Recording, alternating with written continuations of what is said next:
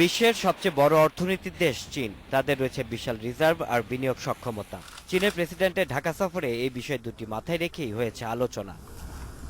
অর্থনৈতিক সম্পর্ক বিভাগ ইআরডি জানাচ্ছে, বিদ্যুৎ অবকাঠামো আইসিটি খাতের ২৮ প্রকল্পে মিলছে চীনা অর্থায়ন। প্রধানমন্ত্রী চীন সফরের সময় পায়রা বিদ্যুৎ কেন্দ্র নির্মাণের যে প্রতিশ্রুতি ছিল, সেই অর্থ আছে এতে। এর বাইরে অনুদান ও প্রাতিষ্ঠানিক সক্ষমতা বাড়াতে পাওয়া যাবে আরও $1 বিলিয়ন। যে পর্যায়ে আছি আমাদের অর্থনীতিতে এখন, আমাদের এই দুইটা খাতে ব্যয় করার খুব প্রয়োজন, সেটা এই ঋণ থেকে আমরা পাবো।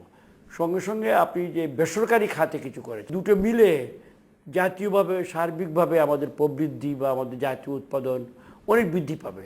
স্বল্পোন্নত থেকে উন্নয়নশীল দেশের পথে যাত্রা শুরু করা বাংলাদেশের বিদ্যুৎ ও অবকাঠামো খাতে বড় ঋণ ও বিনিয়োগ প্রয়োজন।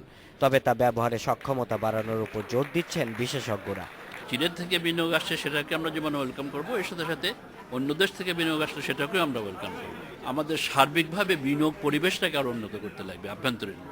এছাড়া চীনের ১৩টি প্রতিষ্ঠানের সঙ্গে দেশের বেসরকারি খাতে $১৩ বিলিয়ন চুক্তি হয়েছে এ সফরে।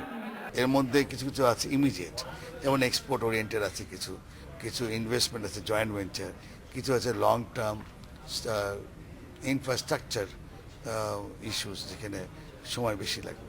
এছাড়া বিসিআইএম এর মাধ্যমে ওয়ান বেল্ট ও ওয়ান রোড চালু হলে ব্যবসা ও বিনিয়োগে নতুন সম্ভাবনা তৈরি হবে বলেও মত দেন ব্যবসায়ীরা। Shaon Hasnat, independent news, Dhaka.